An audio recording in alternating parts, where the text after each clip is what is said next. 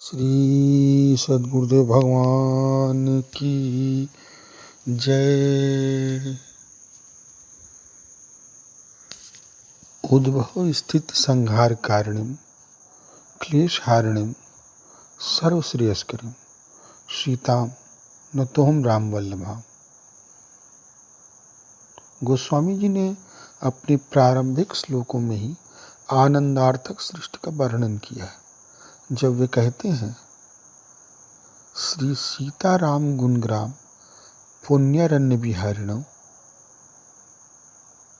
तो ये सृष्टि सामान्य सृष्टि नहीं है। जहाँ भगवान के नाम रूप लीला धाम का रस व्याप्त है, वो बिखरा हुआ है, परंतु उस रसमय संसार में प्रविष्ट होने की शर्त भी गोस्वामी जी बताते हैं।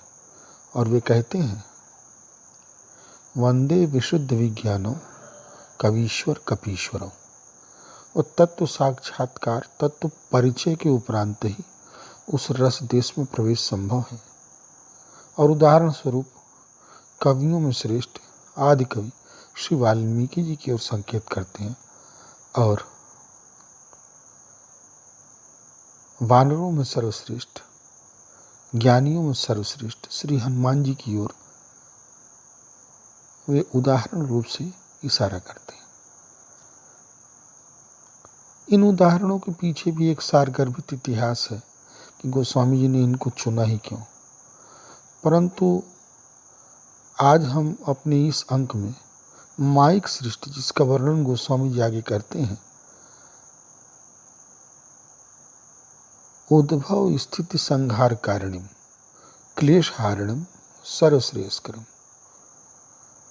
श्री जानकी जी वो शक्ति हैं जिस शक्ति से इस सृष्टि का उद्भव होता है और वो स्थित रह पाती है और फिर उसका विलय हो जाता है।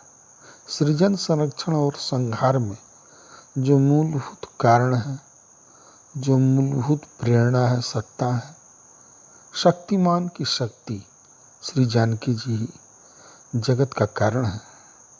रघुनाथ जी शक्तिमान है और श्री जानकी जी उनकी शक्ति है, परंतु शक्ति और शक्तिमान में जो संबंध है वो अभेद है। सांकर मत में और वेदांत के कई पक्षों में शक्ति का भी बाध करके केवल अधिष्ठान ब्रह्म की कैवल्यता को ही स्वीकार किया गया, परंतु वैष्णवाचार्यों ने शक्ति को अबाध माना है। मैंने शक्ति बाधित नहीं हो सकती, शक्ति और शक्तिमान का साहचर्य ही परम सत्ता का स्वरूप है। इसलिए वैष्णवाचार्यों ने श्री सीताराम नाम महाराज की जय इस प्रकार से उस परम पद को स्वीकार किया है। इच्छा, क्रिया और ज्ञान। इच्छा भगवान में होती है, एकाकी न रमते अतः एको हम बहुश्याम स इच्छत प्रजायते। उनकी इच्छा हुई रस वैचित्र के अनुभव करने की, तो अनेकों रस का मैं अनुभव करूं, तो फिर एक से वो अनेक हो गए।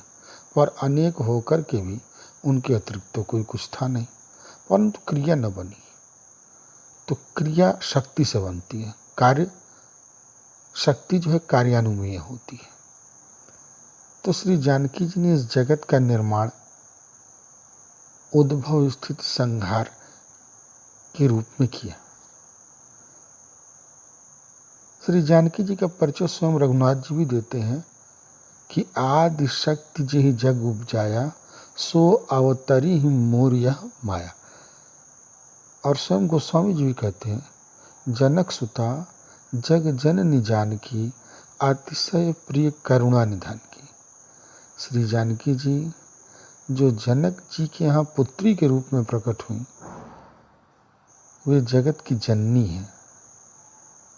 जनक सुता जग जननी जानकी अतिशय प्रिय करुणा निधान की, ताके जुगपद कमल मनाऊं जास कृपा निर्मल मति पाऊं। तो जितने भी साधक हैं वे शरणापन्न होकर श्री जानकी जी से एक निर्मल मति की मांग करते हैं, अर्थात भगवान की शरण में उनको स्वीकार कर लिया जाए। इस प्रकार से वे आग्रह करते हैं। इन रूपों में गोस्वामी जी ने श्री जानकी जी का वर्णन किया है।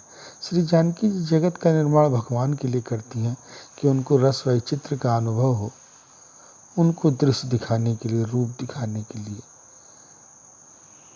परंतु वो जीवों के लिए क्या करती हैं, क्योंकि वो जगत जननी है और माँ की भूमिका में वो जीवों का परम कल्याण करती हैं। एक श्रेय होता है और एक प्रिय होता है।